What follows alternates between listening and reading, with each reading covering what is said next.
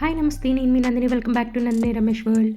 ఈరోజు మనం ఆంధ్ర స్టైల్లో గోంగూర పులిహోర ఎలా చేసుకోవాలో చూద్దాం. లంచ్ బాక్స్కి కానీ, ట్రావెలింగ్ టైంలో కానీ, పండుగలకు కానీ ఈజీగా ప్రిపేర్ చేసుకొని అందరికీ నచ్చే పులిహోర. ఇంకా ఆలస్యం ఎందుకు, వీడియో స్టార్ట్ చేసేద్దాం. వీడియో స్టార్ట్ చేసే ముందు సబ్స్క్రైబ్ చేయని వాళ్ళు ఉంటే సబ్స్క్రైబ్ చేయండి, లైక్ చేయండి, షేర్ చేయండి. ఫస్ట్ రైస్ ఉడికించుకొని దీన్ని చల్లారబెట్టుకోవాలి. ఈ రైస్ చల్లారేలోపు స్టవ్ వెలిగించి ఒక కడాయి పెట్టుకొని ఇందులో 2 టేబుల్ స్పూన్ ఆయిల్ హీట్ చేసుకోవాలి.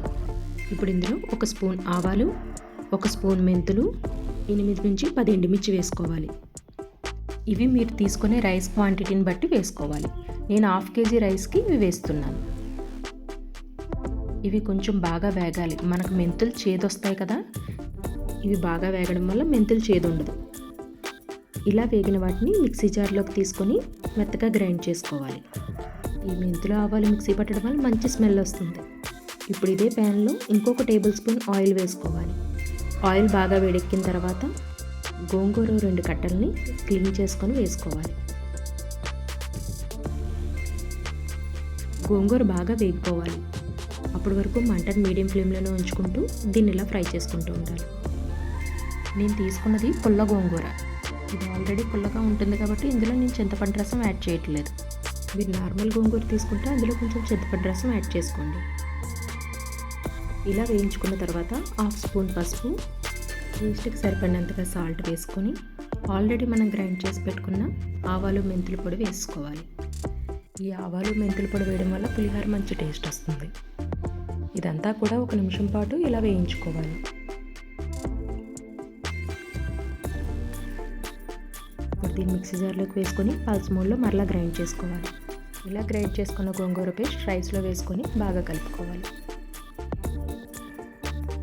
ఇలా కలుపుకోవడం వల్ల గోంగూర రైస్కి బాగా పడుతుంది.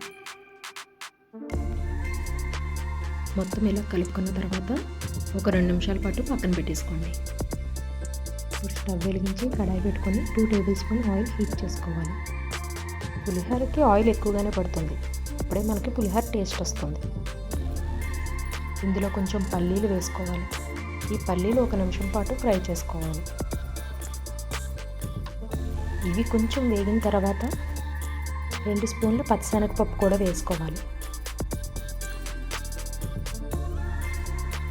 అలాగే 1 స్పూన్ మినపప్పు, కొంచెం జీడిపప్పు కూడా వేసుకొని వేయించుకోవాలి.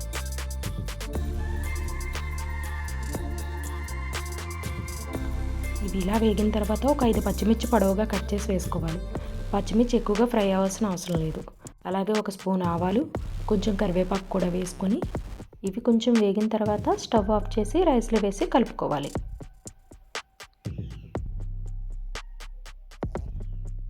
చూడండి, ఇలా సరిపోతుంది.